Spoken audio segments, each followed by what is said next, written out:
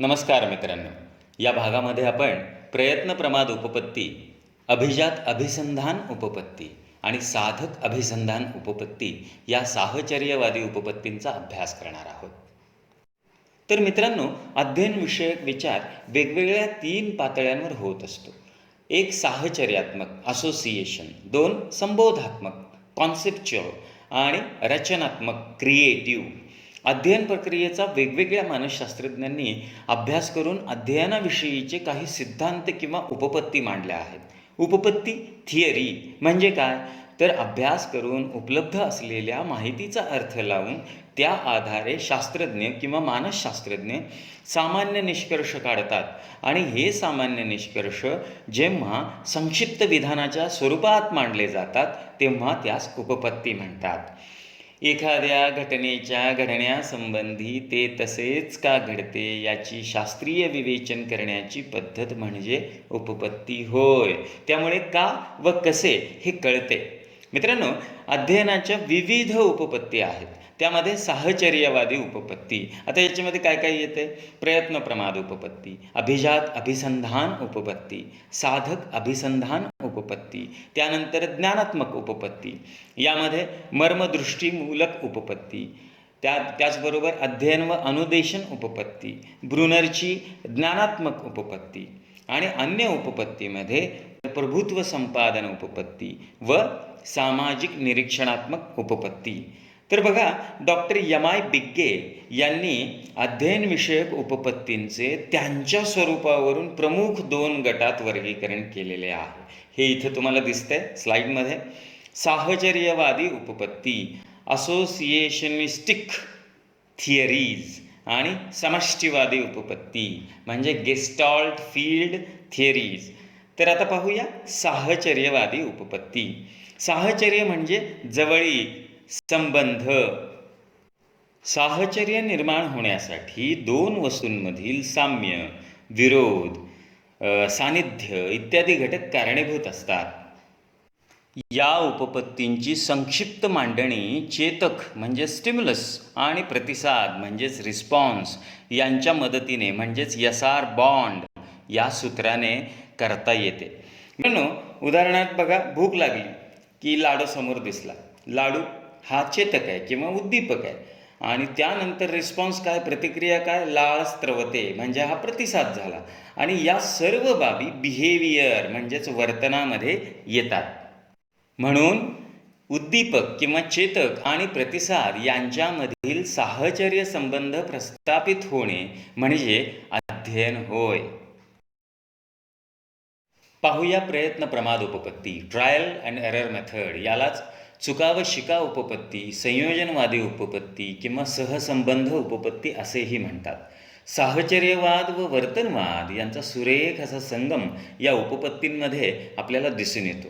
तर मित्रांनो, स्लाईडमध्ये तुम्हाला दिसत आहेत एडवर्ड थॉर्नडाईक. 19व्या शतकाच्या उत्तरार्धात साहचर्यवादाचा मानसशास्त्रावर फार मोठा पगडा होता आणि एडवर्ड थॉर्नडाईक हे अमेरिकन मानसशास्त्रज्ञ.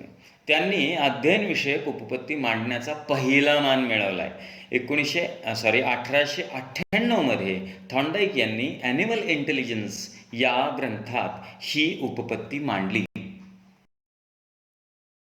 थॉर्नडाईक यांनी आपल्या प्रयोगासाठी एक कूटपेटिका तयार केली. तुम्हाला इथे या चित्रामध्ये ती कूटपेटिका दिसते. आणि काय केलं त्यांनी, त्या कूटपेटिकेमध्ये एक भुकेलेलं मांजर बंद केलं आणि प्लेटमध्ये त्याला दिसेल असे मासे त्याच्यासमोर ठेवले त्या कूटपेटिकेच्या बाहेर.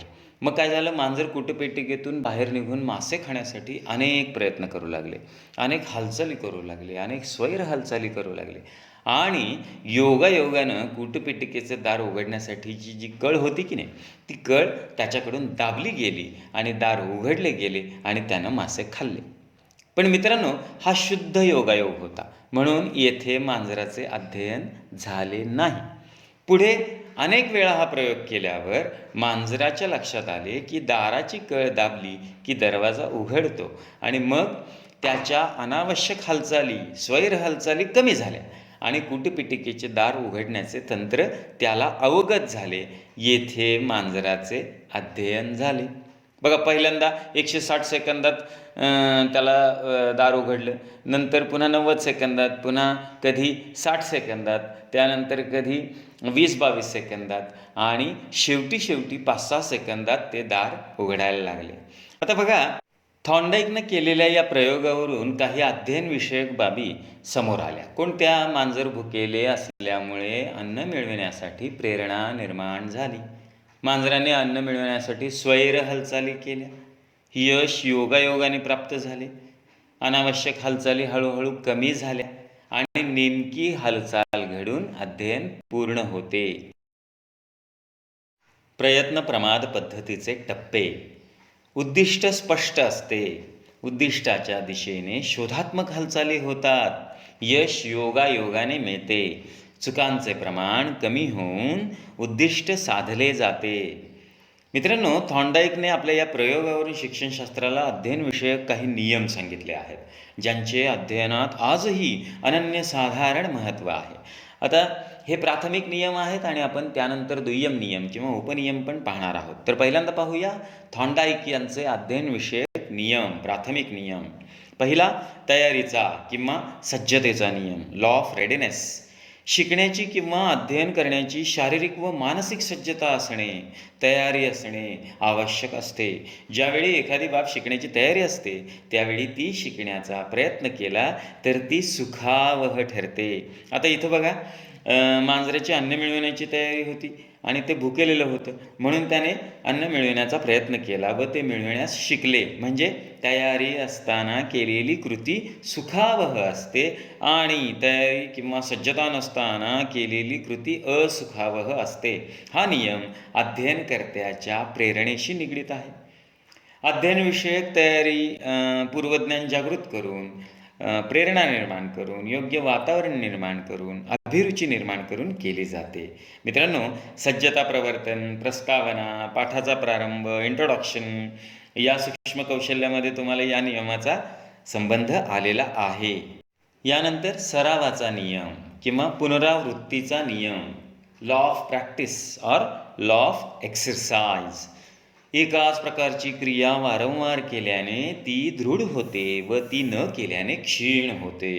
तुम्हाला माहिती आहे की एखाद्या गोष्टीचा सराव किंवा पुनरावृत्ती किंवा प्रॅक्टिस जेवढी अधिक, तेवढी ती गोष्ट पक्की होते, त्याची धारणा होते आणि सरावामुळे ज्ञान, कौशल्य, क्षमता अधिक दर्जेदार व सफाईदार होते.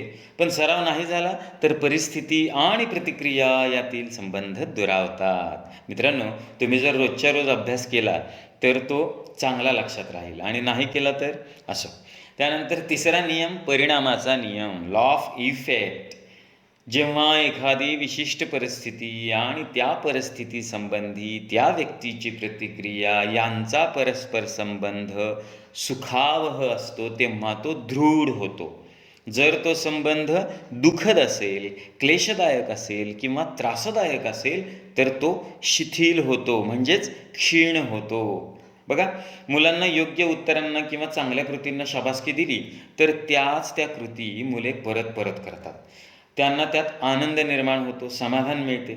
आता तुम्ही गणिताची उदाहरणे सोडवण्याचा सराव करत असाल आणि तुम्हाला उत्तरेही मिळत आहेत, तेव्हा तुम्हाला त्याचा आनंद मिळतो. म्हणजेच ज्या प्रतिक्रियेचा परिणाम सुखद असतो तीच प्रतिक्रिया अधिक दृढ होते, पक्की होते आणि परिणाम सुखद नसेल तर प्रतिक्रिया क्षीण होते. म्हणून चेतक प्रतिसादाचा परिणाम सुखद हवा. आता आपण जे 3 नियम पाहिले ते प्राथमिक नियम होते, मी तुम्हाला मगाशी सांगितलं.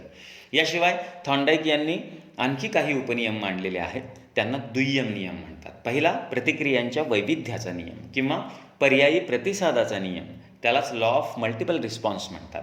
यामध्ये अध्ययनार्थी विविध प्रतिक्रिया देतो, त्यापैकी अचूक प्रतिक्रिया मिळेपर्यंत तो प्रयत्न करतो. दुसरा, दृष्टिकोनाचा नियम, मनोरचनेचा नियम किंवा मांडणी, रचना, सेट ऑर डिस्पोजिशन असंही त्याला म्हणतात.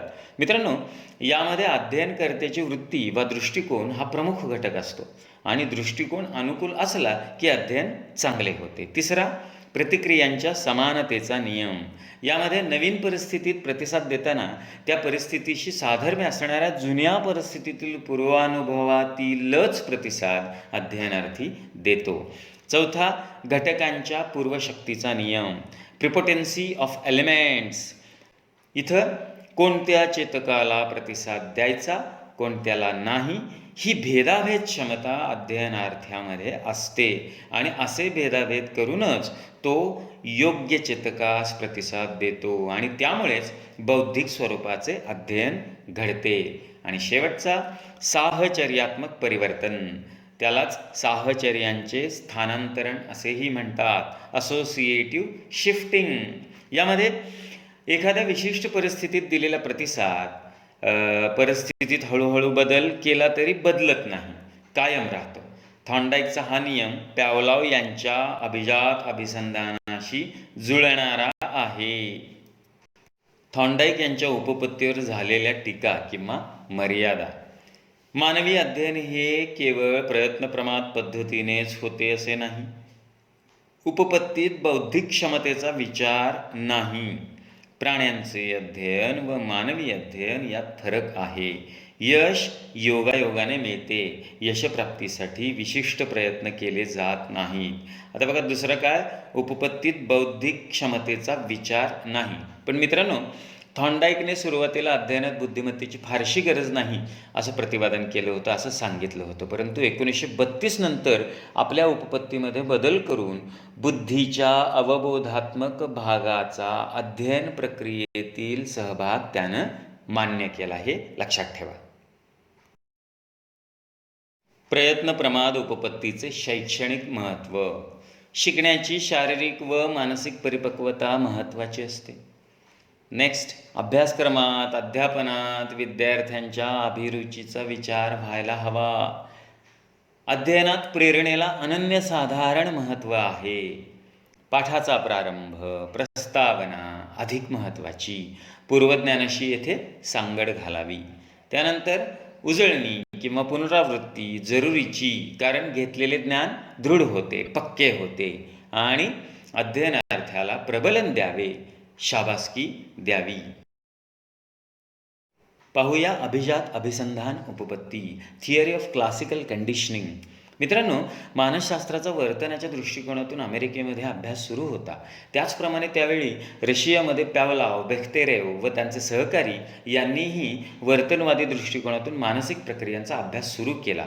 आणि डॉक्टर इव्हॅन पॅवलॉव तुम्हाला इथे समोर दिसत आहेत, हे शरीरविज्ञानशास्त्रज्ञ, आणि यांनी अभिजात अभिसंधान उपपत्तीचा पुरस्कार केला.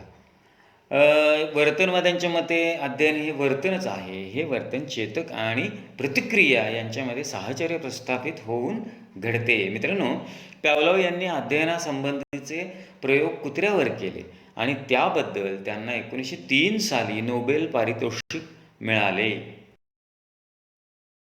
आता पाहूया पॅवलॉव यांनी केलेला कुत्र्यावरचा प्रयोग. इथे तुम्हाला या प्रयोगाची रचना दिसते. कुत्र्याला एका विशिष्ट खोड्यात पट्ट्यांनी बांधलेले आहे. शस्त्रक्रिया करून कुत्र्याच्या तोंडातील लाळ एका नळीवाटे बाहेर येण्याची पण इथं सोय केलेली आहे आणि ही लाळ एका मोजपात्रात जमा होत असत. आणि बघा, कुत्र्याच्या समोर अन्न आणलं की त्याला ही लाळ सुटायची आणि ती नळीद्वारे मोजपात्रात जमा व्हायची. अशा पद्धतीने या प्रयोगाची रचना आहे. आता याच बाबी आपण सूत्ररूपाने पाहूया. इथे तुम्हाला समोर दिसत आहेत बघा, कुत्र्याच्या समोर अन्नाची थाळी आणली गेली की त्याला लाळ सुटायची. म्हणजे खाद्यपदार्थ दाखवला की लाळ सुटायची. खाद्यपदार्थ हा इथं नैसर्गिक चेतक झाला आणि लाळ सुटणे ही नैसर्गिक प्रतिक्रिया किंवा प्रतिसाद झाला. आता त्यानंतर पॅवलॉवनं काय केलं, थाळी आणण्याच्या वेळी अन्नाची जी थाळी होती किंवा खाद्यपदार्थ होता तो आणण्याच्या वेळी घंटानाद केला. मग पुन्हा काय व्हायला लागलं बघा, खाद्यपदार्थ दाखवला म्हणजे नैसर्गिक चेतक दाखवला की घंटानाद केला की मग लाळ सुटायला लागली. खाद्यपदार्थ नैसर्गिक चेतक, घंटानाद अनैसर्गिक चेतक आणि लाळ सुटणे ही नैसर्गिक प्रतिक्रिया. मित्रांनो, हा प्रयोग वारंवार केल्यावर प्रत्येक वेळी लाळ मोजली गेली आणि नंतर मात्र फक्त घंटानाद केल्यावर कुत्र्याला लाळ सुटायला लागली. आणि ही लाळ अन्नपदार्थ दाखवल्यावर सुटलेल्या लाळे एवढीच आढळून आली. म्हणजे नैसर्गिक चेतकाऐवजी कृत्रिम चेतक ठेवल्यावरही नैसर्गिक प्रतिक्रिया मिळाली, म्हणजेच अभिसंधित प्रतिक्रिया. त्यालाच क्लासिकल कंडिशनिंग असे म्हणतात. ही झाली. मग अभिसंधान म्हणजे काय? तर एखाद्या प्रतिक्रियेत नैसर्गिक चेतकाबरोबर कृत्रिम चेतक वापरून कृत्रिम चेतकाद्वारे तीच नैसर्गिक प्रतिक्रिया घडवून आणणे म्हणजे अभिसंधान होय. थोडक्यात चेतकात बदल घडवून आणला तरीही आपल्याला हवा तो नैसर्गिक प्रतिसाद मिळविता येतो, हे पॅवलॉव यांनी सिद्ध केले. अशा या साहचर्यवादी उपपत्तीस अभिजात अभिसंधान उपपत्ती म्हणजेच थिअरी ऑफ क्लासिकल कंडिशनिंग म्हणतात. उदाहरणार्थ पहा, सिटी पोलीस आणि सिग्नलचं उदाहरण. सिटी पोलीस सुरुवातीला उभे राहायचे चौकामध्ये आणि त्यांनी थांबा म्हणले की वाहनं थांबायची आणि जा म्हणले की वाहनं जायची. म्हणजे त्याऐवजी त्यानंतर पुन्हा काय केलं, रेड सिग्नल आणि ग्रीन सिग्नल हे जोडले आणि नैसर्गिक चेतक सिटी पोलीस आणि हे सिग्नल्स जे आहेत ते अनैसर्गिक चेतक. पुन्हा नैसर्गिक चेतक काढला आणि ग्रीन सिग्नल लागला की वाहनं जायला लागली आणि रेड सिग्नल लागला की वाहनं थांबायला लागली. अशा पद्धतीने या अनैसर्गिक चेतकाला सुद्धा नैसर्गिक प्रतिक्रिया मिळविल्या. त्यानंतर बघा, लहान मुले मुळाक्षरांचे तक्ते पाहतात आणि वाचता येत नसताना सुद्धा चित्रे पाहून प्रतिसाद देतात. मग त्याच्यामध्ये ए पाहिले की ॲपल म्हणतात किंवा बी पाहिले की बॉल म्हणतात किंवा घराचं चित्र पाहून घर म्हणतात. ओके. राष्ट्रगीताच्या वेळी स्तब्ध उभं राहणं, मैदानावर ओळी न येणं, या बाबीही याच्यातच येतात. त्याचबरोबर गणितामध्ये जो चिन्हांचा वापर आहे की नाही, पहिल्यांदा जमा करणे किंवा वजा करणे आपण असं म्हणतो, त्यानंतर प्लस मायनस मल्टिप्लिकेशन, ही जी चिन्ह आहेत ती चिन्हांचा वापर, त्या चिन्हांचा वापरही आपण करतो. ही सगळी या अभिजात अभिसंधानाची उदाहरणं आहेत. कारणात्मक अभिसंधान, कंडिशनड रिफ्लेक्स. मित्रांनो, पॅवलॉवनं व त्याचा सहकारी बेख्तेरेव यांनी अभिजात अभिसंधान होकारार्थी नकारार्थी करून दाखवले. यामध्ये काय केलं त्यांनी, नैसर्गिक चेतक असला तरी कुत्रा मात्र प्रतिसाद कृत्रिम देतो किंवा अनैसर्गिक देतो. कसे? बघा, कुत्र्याच्या समोर खाद्यपदार्थ ठेवला आणि तो खायला आला की लगेच त्याला विजेचा सौम्य झटका दिला किंवा काठीचा फटका दिला आणि आवाज केला. बघा, इथं सूत्ररूपानं तुम्हाला दिसतंय. खाद्यपदार्थ म्हणजेच नैसर्गिक चेतक. खाद्यपदार्थ दाखवला की कुत्रा जवळ यायला लागला म्हणजे त्याचा प्रतिसाद नैसर्गिक प्रतिसाद. पण पुन्हा काय केलं, खाद्यपदार्थ दाखवल्यावर कुत्रा जवळ आला की काठीचा दणका दिला, फटका दिला किंवा विजेचा सौम्य झटका दिला आणि मग कुत्रं पळून जायला लागलं. पळून जाणे हे कारणात्मक झालं, आहे की नाही. पुन्हा पुन्हा काय व्हायला लागलं, खाद्यपदार्थ समोर दाखवला की काठी दाखवली कारणात्मक, ते लगेच ते काय व्हायला लागलं, पळून चाललं. त्यानंतर नुसता खाद्यपदार्थ समोर जरी असला तरी त्याची प्रतिक्रिया मात्र नैसर्गिक नव्हती, अनैसर्गिक होती. म्हणजेच खाद्यपदार्थ समोर दाखवलं की ते पळून जायला लागलं, त्याचा कृत्रिम प्रतिसाद मिळायला लागला आणि यालाच कंडिशनड रिफ्लेक्स असे म्हणतात. होकारार्थी नकारार्थी अभिजात अभिसंधान. याच्यावरून असा अर्थ निघतो मित्रांनो की भीतीचा प्रभाव हा आनंदाच्या प्रभावापेक्षा जास्त असतो. अर्थात बघा, आता सर्कसमध्ये तुम्ही प्राण्यांना जे शिकवलं जातं काठी मारून किंवा चाबकाचा धाक दाखवून त्यांना विशिष्ट अशी कृती करायला लावली जाते आणि ती कृती नैसर्गिक असते का? नसते. तर ती कृती अनैसर्गिक असते. प्राणी काय करतात, या काठीच्या आवाजाला कंडिशनड झालेले असतात आणि त्या पद्धतीने त्यांना त्या सर्कसच्या रिंग मास्टरला रिस्पॉन्स देतात आणि तो रिस्पॉन्स कसा आहे, मग अनैसर्गिक आहे. ओके. आता या पॅवलॉवच्या अभिजात अभिसंधान उपपत्तीतील काही ठळक बाबी किंवा ठळक मुद्दे आपण पाहूया. ते नियम पण आहेत. पहिल्यांदा, प्रयोग वारंवार केल्यामुळे अनैसर्गिक म्हणजेच कृत्रिम उद्दीपकास नैसर्गिक प्रतिक्रिया मिळाली. हा प्रयोग 1-2 वेळेसच जर केला असता तर अनैसर्गिक उद्दीपकास नैसर्गिक प्रतिक्रिया मिळाली नसती. म्हणून दृढीकरण महत्त्वाचे, रिइन्फोर्समेंट महत्त्वाची. यालाच दृढीकरणाचा नियम असेही म्हणतात. त्यानंतर घंटानाद केल्यावर प्रतिक्रिया मिळाली. या घंट्याऐवजी जरा वेगळ्या प्रकारची घंटा वाजवली असती तर अभिसंहित प्रतिक्रिया मिळते. पण घंटानादाऐवजी जर शिट्टी वाजवली किंवा इलेक्ट्रिक बेल वाजवली तर अभिसंहित प्रतिक्रिया झालेली प्रतिक्रिया मिळणार नाही. अर्थात दोन प्रकारच्या घंटानादामध्ये जेवढे साम्य जास्त असेल तेवढी प्रतिक्रिया मिळेल. त्या प्रमाणातच उद्दीपक सामान्यीकरण घडून येईल. म्हणजेच सामान्यीकरण महत्त्वाचे. Stimulus generalization is important. याला उद्दीपक सामान्यीकरणाचा नियम असेही म्हणतात मित्रांनो. त्यानंतर तिसरा, जर कृत्रिम उद्दीपकाबरोबर नैसर्गिक उद्दीपक दिला गेला नाही तर कृत्रिम उद्दीपकाशी अभिसंहित झालेला प्रतिसाद यातील साहचर्य संबंध हळूहळू क्षीण होतात, लोप पावतात. म्हणजेच केवळ कृत्रिम चेतकच सारखा दिला तर लालोत्पादन होणार नाही, आहे की नाही. म्हणजे सारखंच जर घंटानाद केला तर लाळ उत्पन्न होईलच असं नाही, पुन्हा पुन्हा, आहे की नाही. पुन्हा काय होईल, प्रतिसाद क्षीण होईल. यालाच आपण विस्मरण म्हणतो. म्हणजेच हा उद्दीपक विलोपनाचा नियम आहे. आणि चौथा नियम किंवा चौथी बाब उद्दीपक वियोचन, डिफरन्सिएशन ऑफ स्टिम्युलस. मित्रांनो बघा, जर घंटानादामध्ये जर बदल केला, म्हणजेच मूळ घंटानाद व बदललेला घंटानाद याच्यामध्ये कुत्र्याला ओळखायला येतं. यामधील फरक कुत्रा चांगला ओळखतो. आणि एकाच आवर्तन शक्तीच्या दोन घंटानादाला दोन भिन्न प्रकारच्या ज्या प्रतिक्रिया आहेत त्या अभिसंहित केल्या व नंतर चेतक म्हणून घंटा वाजवली की दुःखकारक प्रतिक्रिया स्मरणात राहून तीच प्रक्रिया प्रतिसाद म्हणून दिली जाते. कोणती? दुःखकारक प्रतिक्रिया किंवा दुःखकारक प्रतिसाद. याला उद्दीपक वियोचन असे म्हणतात. मित्रांनो, अध्यापनामध्ये या अभिजात अभिसंधानाचा चांगला उपयोग होतो. विद्यार्थ्यांच्या अभिरुचींचा विचार करून योग्य बाबींच्या किंवा कृतींच्या द्वारे प्रतिसाद मिळवून जे शिकवायचे आहे त्या पाठ्यवस्तूशी प्रतिक्रियेचा संबंध आपल्याला जोडता येतो. आता पाहूया या पावलावच्या उपपत्तीची मर्यादा.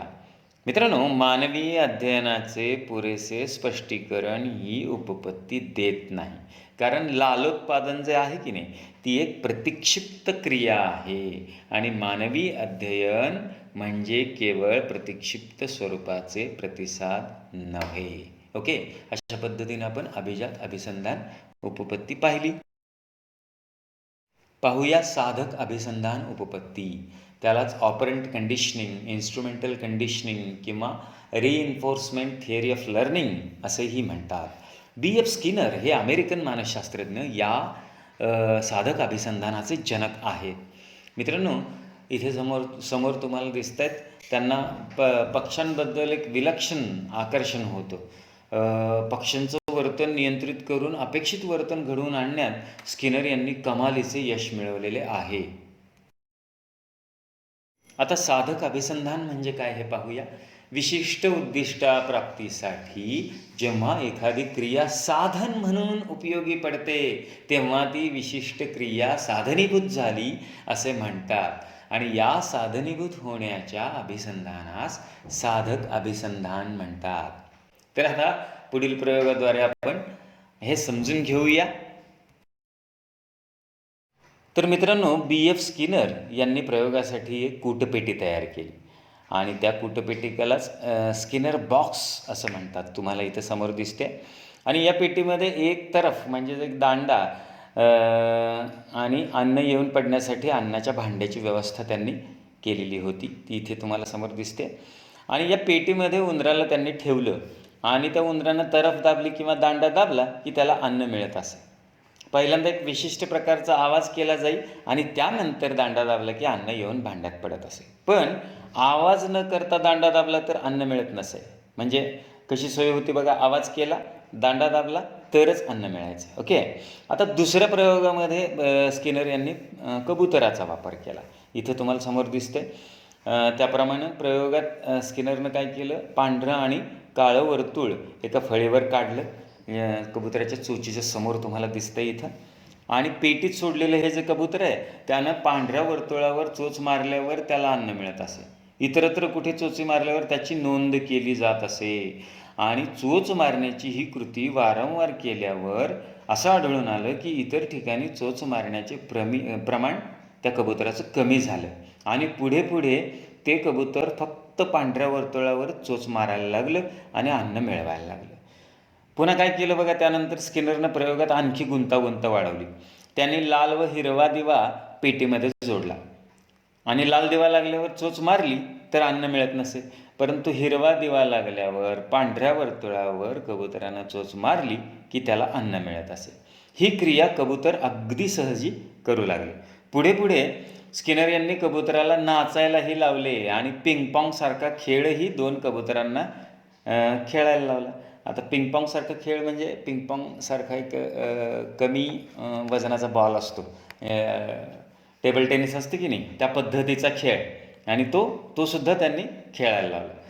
तर बघा मित्रांनो, पहिल्या प्रयोगामध्ये उंदराला केवळ आवाज झाल्यावर अन्न मिळत असेल, किंवा दुसऱ्या प्रयोगातील कबुतराला पांढऱ्या वर्तुळावर चोच मारून अन्न मिळत असेल, तर हे झाले अभिजात अभिसंधान. तुम्ही अभिजात अभिसंधानामध्ये हे शिकलाय आहे की नाही, चेतकाला लगेच प्रतिक्रिया.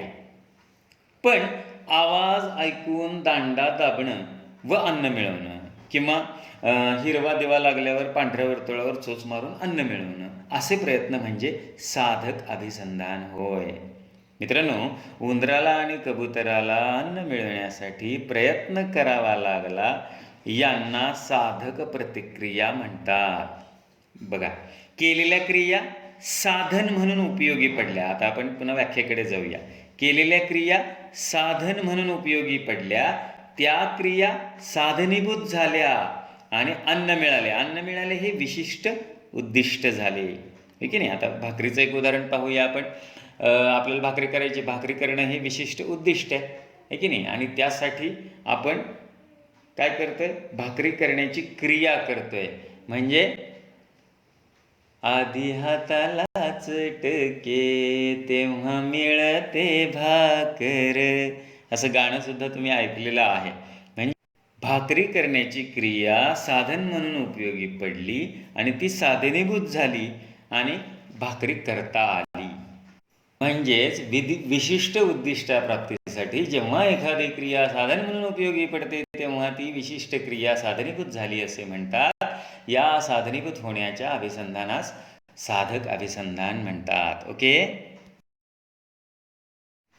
मित्रांनो, स्किनर यांनी केलेल्या प्रयोगात क्रमन्वित अध्ययन म्हणजेच प्रोग्रॅम्ड लर्निंग ही संकल्पना सामावलेली आहे, आणि ही फार मोठी देणगी शिक्षणशास्त्राला मिळालेली आहे. आता बघा, क्रमन्वित अध्ययनामध्ये घटकाचे लहान लहान कणांमध्ये रूपांतर केले जाते, त्याला ज्ञानकण असे म्हणतात, आणि पायरी पायरीने टप्प्याटप्प्याने अध्ययन केलं जातं. एका वेळी एक पायरी, लगेच पडताळा, लगेच प्रतिसाद व लगेच प्रबलन अशी याची रचना असते. मित्रांनो, क्रमन्वित अध्ययनाने विद्यार्थी स्वयं अध्ययनास प्रवृत्त होतो. त्यानंतर दृढीकरण. बघा, साधक प्रतिक्रिया घडून आली, ती आपल्या अपेक्षेप्रमाणे बिनचूक झाली तर उद्दीपक आणि प्रतिक्रिया यांच्यामध्ये सहसंबंध होऊन दृढीकरण होते. अपेक्षित प्रतिसाद, त्यानंतर दृढीकरण यांचा सतत संबंध ठेवणे नवीन कृतीस किंवा अभ्यासास आवश्यक असते. शिक्षकांनी दिलेली कौतुकाची थाप हेच काम करते. स्किनर म्हणतो, अध्ययनाच्या सुरुवातीस दृढीकरणाचा उपयोग मोठ्या प्रमाणात झाला पाहिजे. अध्ययनार्थ्यांनी लहानशी जरी चांगली कृती केली तरी त्याची दखल घेऊन शिक्षकांनी त्याला त्याचं कौतुक केलं पाहिजे, त्याची प्रशंसा केली पाहिजे. बघा, त्यानंतर स्किनरनं सांगितले की प्रत्याभरण आणि प्रबलीकरण साधक प्रतिक्रिया घडवून आणण्यास उपयुक्त ठरते. विद्यार्थ्यांनी योग्य कृती करावी यासाठी शिक्षकांनी योग्य ते मार्गदर्शन करावे, योग्य त्या ठिकाणी प्रत्याभरण द्यावे, चांगल्या वर्तनाची, कृतींची पुन्हा पुन्हा आवृत्ती करावी, विद्यार्थ्यांना हे सातत्य टिकवून ठेवावे, यासाठी त्यांना योग्य बक्षिसे, योग्य पारितोषिके, त्यांचं कौतुक करावं, त्यांची प्रशंसा करावी, म्हणजेच प्रबलीकरण करावे, म्हणजे योग्य कृती करण्यास अध्ययनार्थी उद्युक्त होतील. आता पाहूया अभिजात अभिसंधान आणि साधक अभिसंधान यातील फरक. अभिजात अभिसंधानात अभिसंधित प्रतिक्रिया उत्पन्न व्हावी म्हणून नैसर्गिक चेतकाचा सातत्याने उपयोग केला जातो, तर साधक अभिसंधानात साधनात्मक प्रतिक्रिया व्हावीच लागते. अभिजात अभिसंधानात चेतक महत्त्वाचा असतो आणि साधक अभिसंधानात चेतकास फार महत्त्व नसते. अभिजात अभिसंधानात प्रतिक्रियेचे बंधन नाही, आणि साधक अभिसंधानात प्रतिक्रिया पारितोषिक प्राप्तीसाठी केलेली असते. अभिजात अभिसंधानात प्राण्यांना इतरत्र वावरण्याचे स्वातंत्र्य नसते, पण साधक अभिसंधानात मात्र प्राण्यांना स्वातंत्र्य असते. ओके, तर अशा पद्धतीनं आपण या साहचर्यवादी उपपत्तींचा अभ्यास केला. आता पाहूया काही बहुपर्यायी प्रश्न.